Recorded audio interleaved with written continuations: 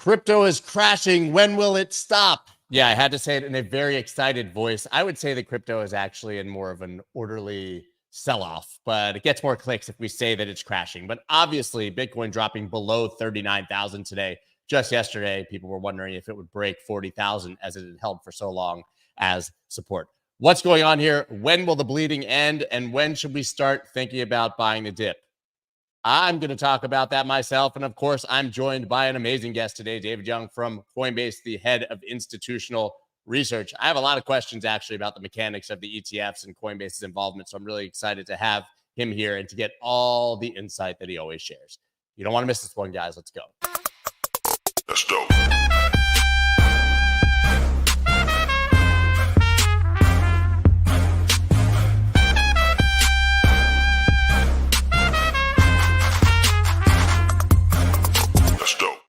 What is up, everybody? I'm Scott Melker, also known as the Wolf of All Streets. Before we get started, please subscribe to the channel and hit that like button. Bitcoin currently trading at $38,674-ish dollars. Checks price, bad price, as we say. A little lower, I think, than a lot of people expected when we anticipated the $10,000, $20,000, $30,000 God candle to the upside on the approval of the spot ETFs. What's going on? Where is that bull market that we were promised? Or is this just the normal dip in a bull market? That's what I think, by the way. Let me go ahead and spoil it. But I'm going to get David on here, and we're going to talk about it. You were not happy crypto crashes, right? Not a crash. Well, like you, I don't really assign that word to it. I do not subscribe to that headline that you were posting for this video. So how would you identify it? I said orderly sell-off. Is that appropriate? I mean, first of all, I merely admit that I thought that this would be buy the rumor, buy the news, and certainly that's not what's materialized here. And it kind of makes sense because we knew that a lot of the inflows wouldn't happen till much later, so that's a big part of it. But I think there's three things going on, and one is actually what a lot of people identified already. There's just a lot of rebalancing that's going on right now. People moving from less efficient vehicles to more efficient vehicles. So you're moving away from, let's say, MicroStrategy or other things that you play as a proxy for Bitcoin because you couldn't get access to the real thing. Now you're kind of seeing it into that. But of course, there are also outflows from other pre-existing vehicles that are now kind of being moved. But there are other important parts that have to do with the mechanics of the ETF itself that I think are far more important. And that actually has to do with the authorized participants and what they have to do with the issuers. Because typically what happens with this, because the SEC forced upon us cash creations and cash redemptions, which means that you do not have the efficiency of actually doing the in-kind cash creations and redemptions. This is important because if you're an authorized participant, basically you're taking in these buy orders, sell orders for these ETFs. You need to protect yourself because when you have it, you're sitting on like settlement times of T+1, T+2 before you can get that to the actual issuer itself. And you need to hedge yourself by getting access to long Bitcoin, theoretically, if you're directional, because right now, imagine most of these are creations and not redemptions. But of course, like I said, it's not for everyone. There are redemptions, and he's some talking about grayscale and won't say it, guys. Okay, go ahead. I know I'm very sensitive to these names, effectively, once the issuer creates the shares, you give it back. You give those shares to the AP, and then you're done. But what if, in anticipation of the fact that the SEC approved cash creations and cash redemptions, a lot of them said, crap, you know what? I need to get access to some spot to protect myself intraday. And maybe I'll, do that by actually going long spot and short the futures because it's a nice, tidy way to kind of do this. And if I'm wrong about this and they don't approve that, instead they allow like in-kind creations, doesn't matter because I'm still up. So it's win-win. Yeah. So I think that what we're seeing right now, and this is just purely speculative, it's a theory that I'm kind of operating with, but it makes sense relative to all the volumes and flows that I'm seeing, is that there's a carryover of these like long spot positions going into it from the APs who are now kind of whittling down their supply. So I think that this is kind of offsetting some of the positive news we might get, in addition to the rebalancing flows. And the fact that, let's keep in mind here, we are hitting some important liquidation levels on the way down. Like we saw that at the 46,500 level. We saw that again closer to like the 42,000 level. And, 40,000 was a very big level. The good thing about this, though, is we're starting to kind of get to the bottom of that. And it doesn't seem like there's as much positioned. Like the bids at 40,000 were pretty great, actually, in terms of like the magnitude. But there aren't as many below this. I think that it's much slower at this point. So we're getting closer to the bottom. There's a couple things I heard there quietly that you didn't say that I want to say because you won't agree. I always make the tweet, when in doubt, just blame SBF. So we can once again partially blame SBF, which is my favorite thing to do when things go down. FTX sold about 1 billion of Grayscale's Bitcoin ETF, explaining much of outflows.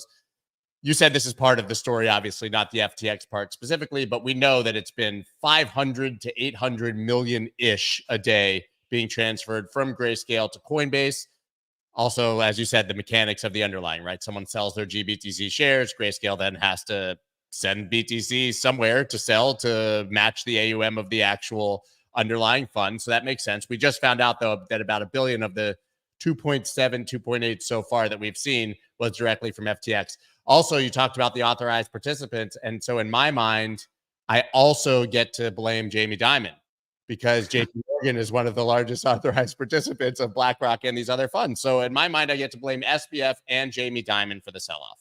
I know I'm right. I won't include any 4-letter words in that, but as he clearly will. But yeah, I think that that's an important part. And this is kind of creating strange dynamics in this market, right? Because actually, if you're an authorized participant but you're a broker dealer, like part of the reason why the SEC wanted you to be able to only do cash raising redemptions is because you wouldn't actually be able to touch the real stuff, right? You couldn't touch the spot Bitcoin.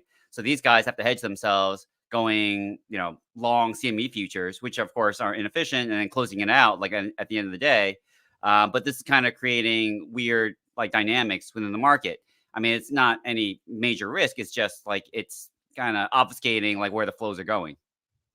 It's interesting, though, because we've had the narratives of major unlocks and impending selling from different entities over time, and they never seem to materialize. This time, it's pretty straightforward. With I guess with the level of transparency that we have. But when you see 500 million to $1 billion every day being effectively sent to the open market to sell, price really can't go up during that period. It would take such incredible demand to do it. I mean, if you look at these ETFs in a vacuum and you eliminate GBTC from it, and keep in mind, in past ETF launches of other asset classes, you didn't have an overhang of $27 billion already existing on the market, right? In a vacuum, they've done exceptionally well. Some of the most successful ETF launches of all time, but it's just been so much selling pressure. Yeah, what I suspect is also happening too, and I think this cuts directly to some of the APs who have model portfolios that haven't yet been included in this. We've heard from like ARK, for example, who's taking out their holdings of Grayscale, for example, and then kind of replaced it with their ARK 21 shares ETF, which makes perfect sense. But you haven't seen a lot of other funds starting to include it yet, and you really need to see that for the real inflows to kind of show up. And I think that if you're some of the APs, what you're doing right now is just waiting to see where the liquidity is ultimately accruing to, because that's what you want when you put that into your model portfolio. So I think there's a bit of that going on. I think there's a bit of the fact that for some of the authorized participants as well, I mean, like they're also trying to say like, hey, you know what? Like, is there any arbitrage we can do? Because right now there's certain like premiums, discounts that are occurring in the market. Whenever there's that deviation from price to NAV, you also see that they're putting in like maybe fewer, creation shares than would otherwise, have been from the orders they actually received in order to kind of take advantage of that. So, there's a lot of dynamics at play right now that's kind of hard to trace back to the point where we can say the ultimate impact on price is this. Yeah, I don't think it was easy to anticipate what would happen when all of a sudden, 10 or 11 of these things hit the market at the exact same time. It seems always so obvious in hindsight. Shouldn't we have known that literally everybody was going to start selling their GBTC, A, because of the 1.5% fee, B, because they've been locked in there for so long, and C, because there were a ton of people who have no interest in Bitcoin and were just trading that discount to NAV bet. right? So you have like these three entities that were effectively guaranteed to leave GBTC. Maybe we just didn't understand the numbers. I think it begs the question, since we have great hindsight, what does it mean looking forward? How long can this keep going? People keep saying to me they have 23 billion left. So at 500 million a day, that's 46 days. It's not going to zero. No. GBTC is not going to zero, right? That's a nonsensical math that people are trying to do. There's going to be a point where this settles in. They kept it at a 1.5% fee for a reason, right? Like, I don't think that if they really thought that this was going to zero, I don't think they would say like, hey, let's be completely uncompetitive with all the other ETFs out there. They definitely did the math, or at least I would imagine they did. Yeah. Kind of saying like, all right, who are the people who could leave this? Or they're probably going to be people who are going to be fee sensitive, who are maybe in tax advantage accounts, who actually can leave us. But there's going to be a lot of people who actually probably can't, because the tax implications of actually leaving this fund are greater than actually just kind of staying in here. 20, 25%, whatever it is, your capital gains taxes on your gains from that discount trade, and just to gain a percent of fee difference, you can't. Unless you're intending to hold for the 20 or 25 years that it's going to take to make up that difference. Yeah, I mean, I think that's why people were kind of too critical of Grayscale, to be quite honest with you. I think that what they did was in some ways kind of smart. I mean, they're trying to optimize for themselves. If they put their fees at 0.2%, they're finished, right? I mean, they need this business. It's the cash cow for DCG. For it to exist, I think they really had to do this to make enough money. I think there's some irony here that obviously everybody's pointing out. Grayscale led the fight for Bitcoin ETFs. Now its fund is bleeding billions, right? I mean, that's the truth, is that Grayscale had the most to lose by the conversion, but really had to be the champion of it if others were going to convert. And the very fact that they went to court, spent their money and their resources to do it, and beat the SEC is the only reason we have these. It's such a strange sort of bipolar situation. Yeah, and like that's what I find it odd now, because people say like, well, didn't they aren't they the architects of their own demise? Because by allowing the conversion to an ETF, they've suddenly allowed these outflows. I'm like, and what was your alternative? To never allow people to get let out of everybody else get an ETF, and you never let people out of your trust? It doesn't compute in my mind. Like, I understand the argument, but it's just like that's not how the world works. I mean, like, we operate on trust. This is what crypto is about. Like, we're trying to create a trustless environment, but these are still vehicles that we need to kind of keep in mind that you need to get people, you need to create an exit for people. So just for some clarity, and not because you're at Coinbase, but we obviously see that the BTC is going from Grayscale to Coinbase in these large amounts. What are the mechanics of that being sold off? Does it literally hit the order books? Is there an OTC desk that handles some of that? And to be clear, this is completely segregated from custody, which I've seen some bad takes about. Yeah, I think, well, so I can't say much about the processes, to be quite honest with you. Or at least I'm not allowed to. So unfortunately, I got to kind of leave that off. But yeah, I think that for most people, they don't really recognize that this has to kind of, the sourcing of this stuff has to come from somewhere. And this has kind of all been lined up already. I think that there was a lot of speculation of where is this kind of Bitcoin coming from the issuer side, because it can't come from the authorized participant side of things. That has all been kind of at least for the 8 funds that Coinbase is a custodian partner for, that's already being managed. So that's what I can say on that side. So it sounds like we can blame SBF, I can blame Jamie Dimon, and I can also blame Gary Gensler for giving us this cash create structure and not allowing it to be in kind. I get to blame all my favorite people. It's a bit of a burden. I mean, of course, we have the headlines right now too. We're getting the Mt.Gox head overnight, and we know that's coming out, and that's important. But the idea of the cash creation, cash redemptions, it's actually significant as far as the impacts that we're seeing. But I mean, overall, I think that the flows that we're going to get over the medium term and long term too, it's highly dependent on the due diligence that a lot of these banks, broker dealers need to do. They haven't conducted yet, at least not all of them. Some of them are in the process. Some of them actually come fairly early.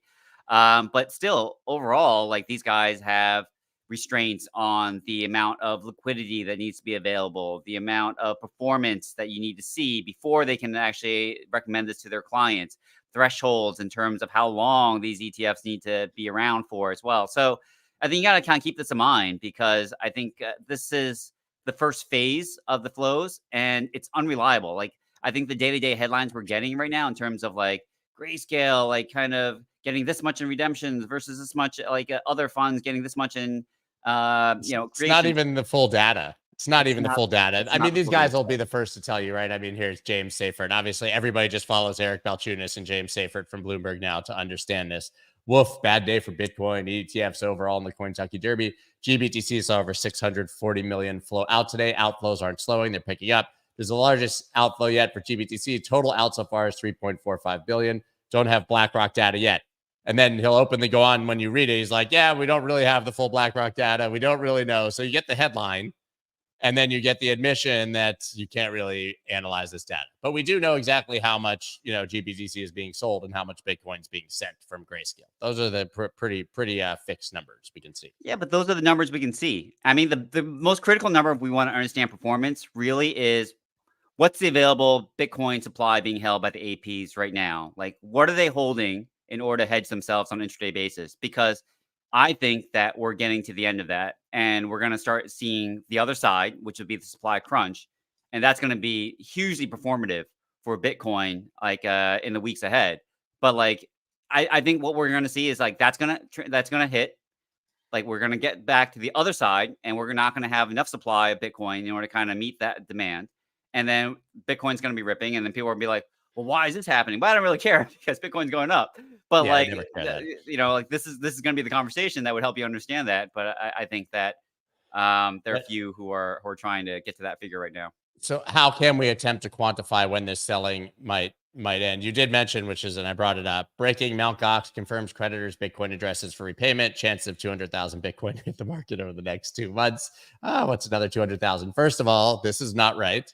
I believe Mt.Gox has 137,000 Bitcoin, not 200,000. So take that with a grain of salt. Yeah. Somewhere in the maybe you're right. I know it's it's less than 150, and it's not 200.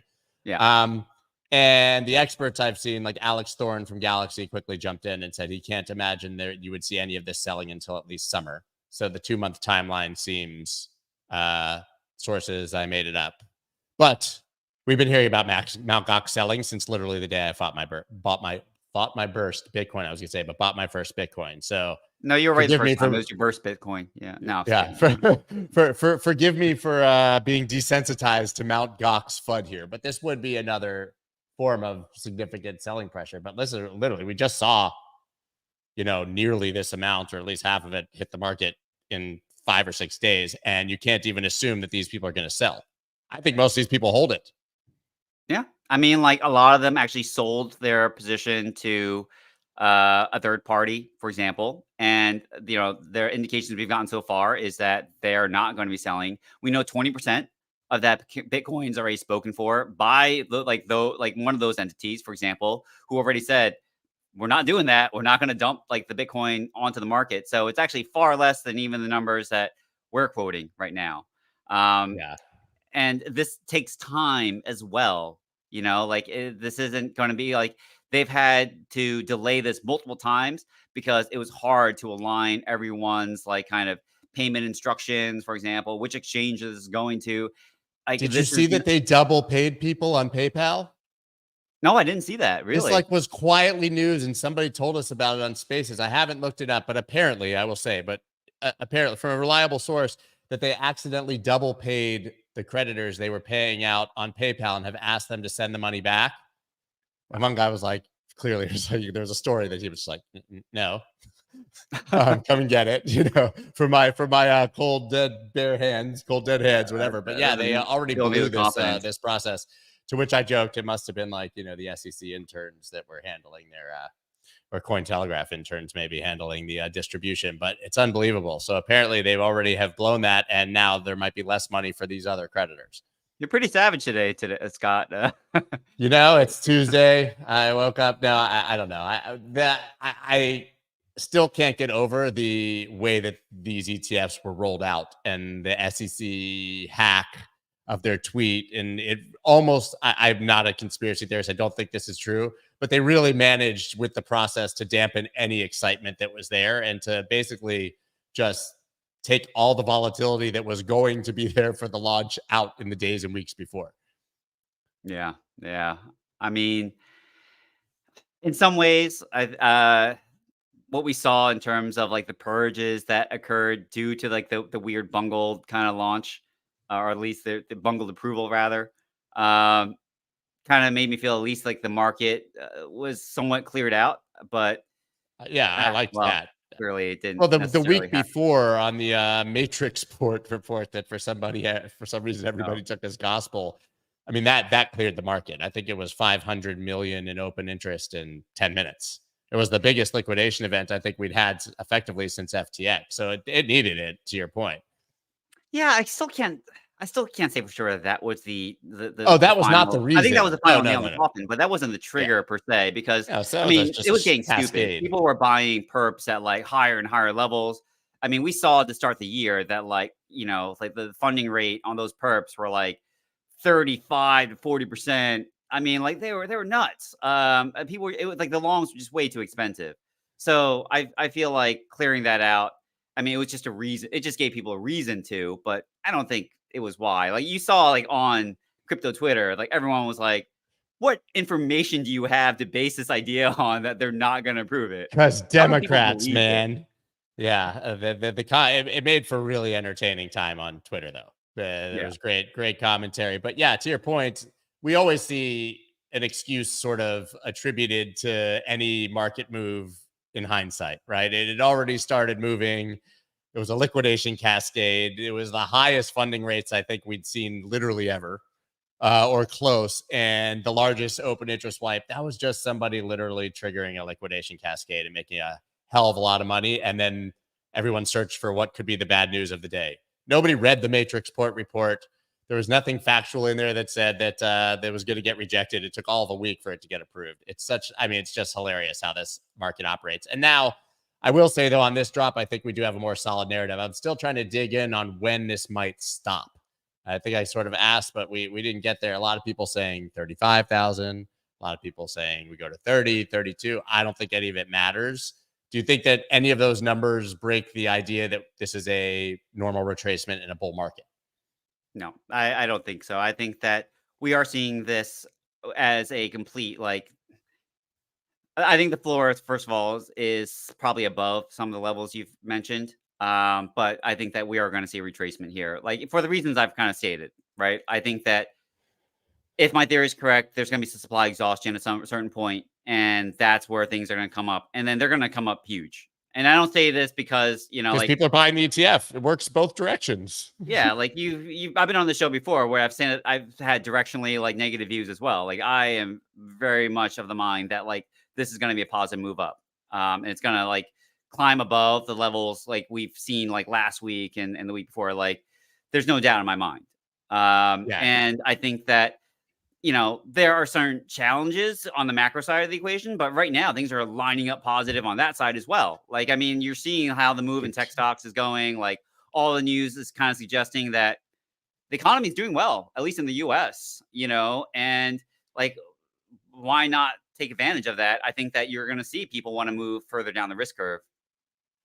Yeah, I agree. And I was just trying to pull up the article, but China is going burr right now, right? I mean, talking about stimulus and money coming in, I think it's like a $300 billion package. Of course, we're not reacting to it, but it's interesting that people always complain when we're correlated to other markets for temporary periods of time. And now the same people are dying for a correlation as stocks make new all-time highs across the board. I mean, we only make as human beings, we only have so many things to make like this our decisions on, unless like we want to tell all of our like fans, like, hey, there's a secular reason for you to own Bitcoin. And by the way, it's going to be great for your portfolio because it's going to diversify it. So even if it does go down, it's going to offset some of your other positions, all this kind of stuff. But really, when people make these decisions on what to buy and what to sell and what to put in their portfolio, you're doing it on the same kind of information that you do anything else, and a lot of that has to do with like how your sentiment is. Like, what's your macro view? What's your like idea about how wealthy you feel? You know, like those things are kind of what matter. The wealth effect. Yeah. Mike McGlone, who's obviously like always exceptionally bearish on Mondays. That's his sort of base case, is it's still the wealth effect. As long as people still feel rich, there's really no problems out there. They'll just keep spending themselves into a massive hole. But it is interesting to see how completely detached from macro we've become. And it's been for quite a long time. People are pointing to it now, but I mean, Bitcoin has not traded with macro. It's been like a year, at least 8 or 9 months.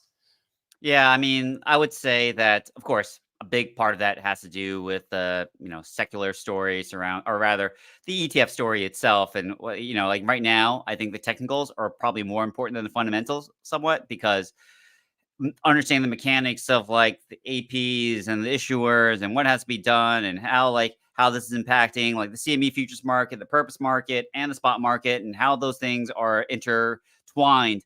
It's probably more important itself than trying to say like what is the correlation between Bitcoin and I don't know tech stocks. It's not the key driver at the moment. So is there anything else I missed before I let you go that we should be watching? I mean, ETH probably. Like I think that's the big Thank one. you. Yeah. Can you tell us why? I mean, I've been beating the ETH drum. It's like 6 months. Ever since it started bottoming here, I've been saying that is not an indictment. It's an opportunity. And the more people call me dumb, the more convinced I get that I'm on the right side of this one. But why? Why do you think we should be watching ETH? Well, I mean, we've kind of overlooked ETH, right? If you're a crypto native, for example, and you missed the boat on Bitcoin in the second half of last year for various reasons, right? It's probably not entirely your fault. Like Q2 was kind of rough, Q3 was worse. And then you were kind of under position, and then you said, "Oh crap, Grayscale won their case. BlackRock's got an ETF application. I need exposure to that, but I'm a little bit behind the curve." So you went ahead, you jumped ETH, and you went into altcoins to kind of capture your alpha. Well, now we're getting into 2024 where you say spot Bitcoin ETFs fully approved. That means crypto as an asset class is formalized, which means there's a benchmark. And whether you like it or not, that benchmark has two key assets. One of them is Bitcoin and the other one is Ether. Like they're the ones the two tokens that make up the bulk of the market cap. So right now, if you own Solana and it performs, it doesn't perform, well, it can kind of hurt you in some ways. If it performs, it's like, oh, that's great, and that's wonderful for my portfolio. But if I don't own any ETH and ETH starts to do well, my boss comes to me and says like, hey, you got to do two things. You got to buy Bitcoin, you got to buy ETH to meet that benchmark. Why aren't you doing that? That is career risk. And I think that's what's going on right now. And of course, yeah, we have the spot ETH ETF possibly coming towards like the third week of May, for example. And that's hugely important. And that's a big factor to kind of watch out for. But I really think that because of this under positioning that people did, like you're starting to see that rebalancing occur, like from the whole, like, oh man, I might have been over indexed to altcoins. I got to pull it back and kind of start being there because that's what people are watching me for. Like I got to hit my benchmark, which is Bitcoin and Ether. The first thing Larry Fink said after the Bitcoin spot approval wasn't, I'm so excited for the Bitcoin spot approval. It was, we should have an Ethereum spot ETF approved. He started beating this drum within 24 hours of the approval. He had already moved on from, I guess, what he knew was a foregone conclusion of the Bitcoin spot ETF.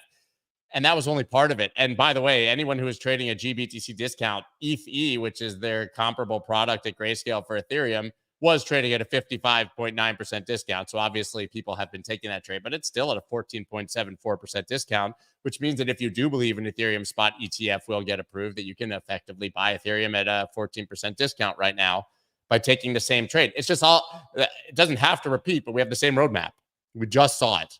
Right. And also the more people told me that Solana was replacing ETH and ETH's dead and we don't need it anymore, when just last summer the merge was the huge event, it just seems like it's the forgotten, the baby being thrown out with the bathwater to some degree. And I'm glad that you brought that up because it gives me a chance to smile, because I really do think that ETH's going to be the next big narrative and the next big trade. As for Bitcoin, I agree with you. I think we'll go back up into the 40s. But now, since the ETF trade is done, I'm going to tell people, I think my base case as I'm formulating it is a lot of chop until after the summer in a big range. But, you know, I think now we go on to the normal halving cycle assumptions and trades, and which means boring summer. And then you start going up in August, September, and October through 2025. Maybe I'm wrong. I think we can recover sooner than that. I think we're going to recover. I'm saying before we start breaking 69,000, you know, new all-time highs and such.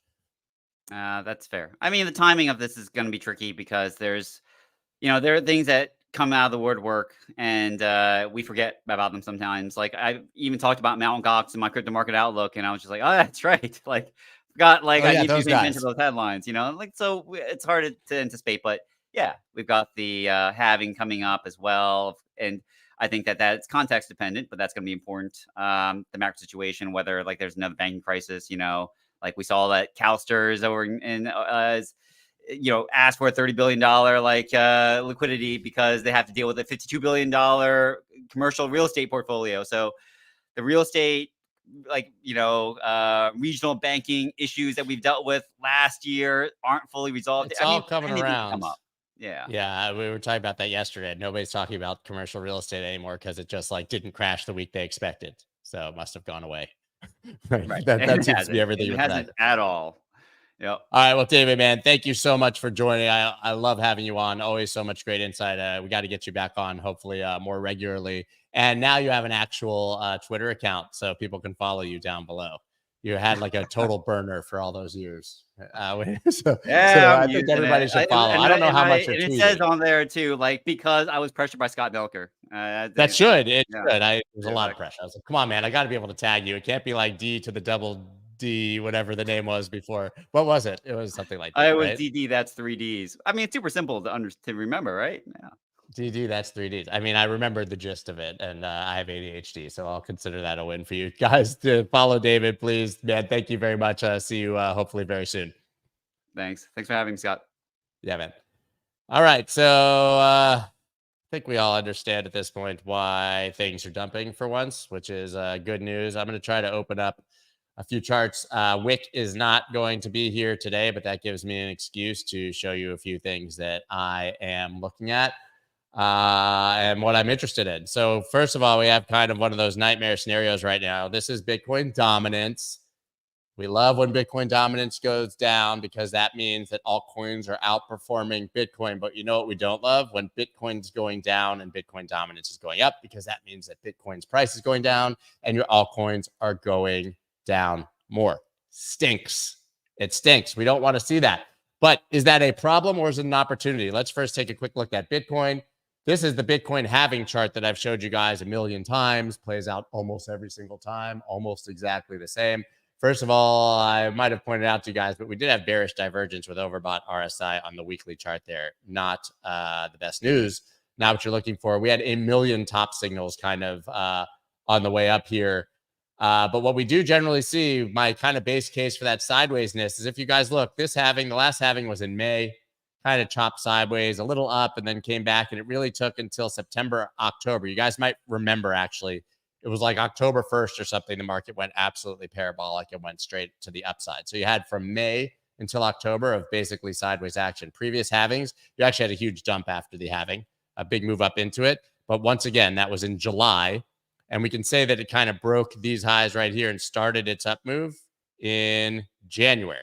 So another, 6-ish months of kind of sideways chop after the halving before that up move. That happens for a reason, guys. People get really excited about the halving, but this supply shock that comes with the halving takes a really, really long time, much like ETF buying, to start to affect the market. So that's why it's kind of becoming my base case. I mean, we talk about there's obviously Trading Alpha. If Wick was here, he'd tell you about this. But if you were watching Trading Alpha, you've seen that it turned to red dots. This indicator is down in the description, guys. This is my go-to at this point. Wick comes on and shows you why every week. Lost the track line, turned to red dots up here. This literally gave you the sell signal at 47,000. I was not paying attention because I'm dumb. Broke the track line, still on the way down. No indication that this is going back up at the exact moment. Now you really probably want to wait till you see the red dots stop and break back above this sort of 41,000 unless the track line continues to come down. I mean, take a look at it on the line chart, which I always like to do. We do have potential bullish divergence forming on the 4-hour. 6 hour as well, but we need to see a very clear elbow up in RSI here, right? This is not bullish divergence yet. But it is good to see that we're finally oversold on the 4 hour and the 6 hour. The problem is we're not oversold yet on the daily. And I may have told you guys, it's not on this chart, but I have it. If you guys were following the newsletter, I got pretty bearish last week. I was a little late, but this is massive bearish divergence here. Massive bearish divergence here. Both overbought RSI. So now dropping, we have RSI at 33. I'm looking, we always go from overbought to oversold and back. So we're going to round trip that at some point. Jumping in here on the weekly, this is really coming in. There's that bearish divergence that I've been sharing in the newsletter.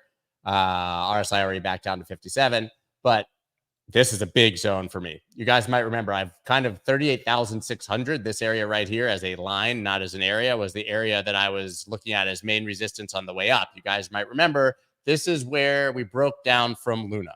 So when we were on the way up, we were screaming, this is the key resistance, going to be really strong. You saw 1, 2, 3. It took 4 weeks of tapping that area for it to even break through. That was where the sell-off from Luna started. So hitting that back through on the way up was a big deal. It was never tested as support, guys. This is totally normal for us to come back down here and test this area as support. Also on the weekly chart, something I showed people mostly in the newsletter because I don't do many charts here. But every single halving cycle, you have a move at some point back up to the golden pocket. For those of you who don't know what the golden pocket is, it's the 61.8% Fibonacci retracement up to around 65%. That's not a Fibonacci level, but that area, 61.8% to 65%, is considered the golden pocket in all markets. If you take the drop from 69,000 down to the lows at 15,460, that golden pocket brought you between 48.5 and 50,261. Also with this key resistance from back here in March, that's where we were rejected. Hideous weekly candle right here, and then continuing on the way down. That 38.2 looking pretty inviting right here around 36,000, to be honest with you, as I look at this. So yeah, that was also another clear signal. I mean, this is a terrible candle with the wick up, tombstone, gravestone, tombstone, gravestone doji, heading back down. Right. So a lot of signals. The one that I laugh at is that, yeah, people were yelling about this golden cross. And I always laugh at golden crosses on the weekly. They never play out the way you want. This was a death cross. Price went up. Here's your golden cross. Price went down. If you longed the golden cross, you literally longed almost the dead top. So don't play golden crosses because, yeah, it's pretty dumb. Anyways. But what am I watching as a result of all this? So first of all, I am starting to be interested in buying the dips down in this area. I have bids here, and I will be bidding all the way down to 32,000. I think that this is our normal 30% retracement in a bull market. No big deal. I want to buy it. But there are other things that I'm also looking at. Obviously, as I've said, still looking at ETH. Showed you guys.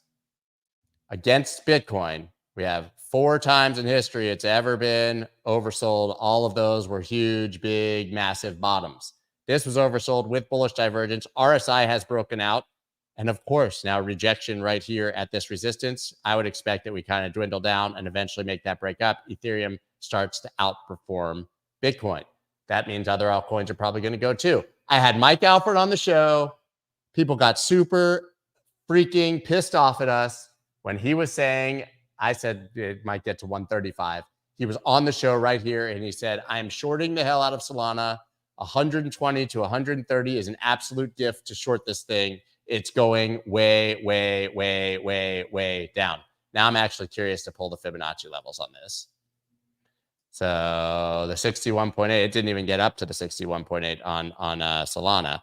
But I've been saying for weeks, and people yell in my face every time. To be frank, I think it could go lower. But it might not get there, but $77 to $75, I have bids sitting on Solana, right? This was a huge area. I would even almost pull this to here to make it. Yeah, and we're in it to give it this top here. This is the last support before you get down to like $50. I mean, maybe these 2 candles right here offer some support, but it's buy here. So I'm bidding literally down to $48 on Solana because I want to own more Solana going into the bull market. And it's now at a discount. It was trading up to $127 last month. So, hey, let's go ahead and just bid and hope it fills. Now that I extended that zone, I might go just start buying today. It did tap that zone. I think $80. I don't want to get greedy at 77. I'm going to buy some Solana today. Go ahead, tell you guys that. And I'm ready to continue buying down to $50, by the way. I think this rages in the next bull market, and this is about as big of a discount on an asset you like that you can possibly anticipate and expect.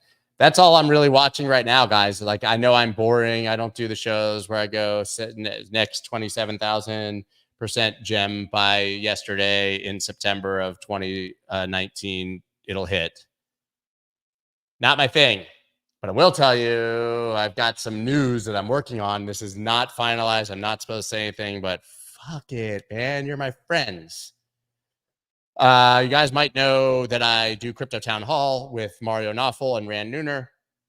Rand obviously has a significant YouTube presence, but Mario and I are working on a partnership right now, effectively, where he will become a, half partner in my company. I'll become a significant partner in his company, where we can massively expand my YouTube channel and potentially new YouTube channels and Twitter Spaces, with me transitioning a bit into the mainstream, which means we're going to be theoretically doing up to 4 shows a day on this channel. I've obviously been doing the 9 a.m. Eastern Standard Time slot. I'm probably going to add my own show, which will be more trading heavy, between 3 and 3:30. Market Mavericks on Thursdays has been really successful for us. And so I think that's great and shows that we can do numbers at 9 a.m. and 3 p.m. If you guys are wondering, the algorithm hates channels that do more than 1 show a day. So you have to give it like a 6-hour gap. I'm giving you all the secrets now, at least like a 6-hour gap in between, or else it crushes your first video of the day before you get to that second video, right? And so we're looking at maybe doing shows at like 9 a.m., 3-ish p.m., 9 p.m., and then one in the middle of the night for people in other places. That's not all going to be me, obviously. So getting more hosts, getting more alpha, you'll get more of those shows potentially where they do really dig deeper than I can into altcoins and things like that. But I really want to expand this channel. As always, like, I get really itchy at whatever level I'm at that I need to be doing more. And so working with his team all this time, it's been really great. They're absolute machines. And I think, with Misha and I here and them, I think we can expand massively. I'm also exploring the idea of an entire macro channel based on Macro Monday, to separate sort of the crypto from the macro, which I think would be pretty sweet. But yeah, we're going to be expanding a lot. There's going to be a lot of new content, but still, this will always be the anchor show, the anchor hour, as far as I'm concerned. And guys, we got to do something now. I'm going to bring on Misha. You're going to have to turn your camera on. Guys, we forgot yesterday we had Macro Monday, but we got to give money away, right? Especially because now you're all poor. I don't know if I can afford to give you guys the $100 today, but we're going to do it. Did you do your hair for the show? I did. I mean, a little bit. Yeah, man. Fixed it, Yeah. Those wine bottles in the back. Did you drink? Did you drink all those wine bottles today? I drank 3 of them in the last few days. Okay, perfect. Well, I guess if you sit in prison in Louisiana for long enough, it's justified for you to have a couple extra drinks. Definitely. Yeah, definitely. All right. So, hey, what was our question today? And guys, so just so you remember, we asked a question. Misha picks his favorite comment. He picks his favorite comment, and then you email mike@thewolfofallstreets.io. Misha is Mike. And then he sends you money, my money, but he sends it to you. He sends you my money. They like your hair. I can see a lot of comments. Ooh, that hair, the hair of champions. Jeff called you the Geico caveman. Did you remember the Geico caveman? Do you remember that? You weren't in America, but there were these famous commercials where Geico had a caveman. Easy enough that a caveman can do it, I think was the slogan, to get your insurance. Okay, so anyways, what was our question? Do you want to ask it? What guys, so the question is, what was the most, or is the most stupid thing you ever bought with crypto? What's the stupidest thing that you ever bought with crypto? It doesn't have to be true. Just make him laugh. And we're going to give it a little more time for you guys to give an answer. Okay, so you have to answer this question. What's the stupidest thing you ever bought with crypto? We can expand that to what's the stupidest thing you ever saw anyone buy with crypto. That would work. I can share what was the stupidest thing I bought with crypto. Yeah, while they're doing this and you're reading them, why don't you tell me what the stupidest thing you ever bought was? It was my RV. I bought a Toyota Dolphin, like 30-year-old Toyota Dolphin RV. And actually, it was the reason why I bought it, because I asked the guy if he will accept the crypto, and he said yes, and I said like cool, yeah, and then we figured it out. I bought it, and since I was in prison and I had to sell it, I sold it to the same guy for crypto. And for less. No, a little bit more. But you a little bit more. Is that situation like? Can you share that story publicly? Where, by the way, I'm looking at your answers. Gary Gensler's used underwear as an inflatable dartboard. Inflatable dartboard. That's hilarious. Birthday present, a vasectomy. That's the best thing you could literally ever buy. Just gonna be honest. Stadium. Oh, that's funny. SBF. Yeah, SBX, yeah. Xbox subscription. It's not the stupidest thing I bought, but the stupidest thing I did is trust Voyager with my money. Welcome to the club, buddy. I bought a condom full of Jim Cramer's semen in hopes of becoming a trading genius. How'd that work? He's actually been nailing this move, guys. Marijuana, that's the best thing. I mean, that's stupid. I mean, it's great. A blowjob from Elizabeth Warren. Honeymoon, that's a good one. I'm going to tell your wife you said that. Invested into my friend's business, and then she scammed me. You should have never given Caroline Ellison your money. Pornhub. Also, don't blame you. But that was with XVG, right? What else do we got? BlockFi yield. Yeah, man. Bad. Diamond necklace for my mother-in-law. That's nice. Good points. Hyperinflationary. Mario's used socks. Those, yeah, you should not buy those. That's not worth it. SPF sample hair follicles. Some of you guys are just weird, but I'm here for it. I'm gonna be honest, man. This one actually made me laugh out loud. An inflatable dartboard, because if you throw darts at something inflated, it's gonna pop. Okay, let's keep going. That one's close for me, but hey, a night with a stripper. Don't blame me. A McLaren cap. Picture of a monkey. That is crypto still. What do you think, man? Are you seeing one that stands out? Because you're gonna have to bring it up. If they get buried, this guy thinks he bought a blowjob for me, and it's Richard Hart. That's kind of funny.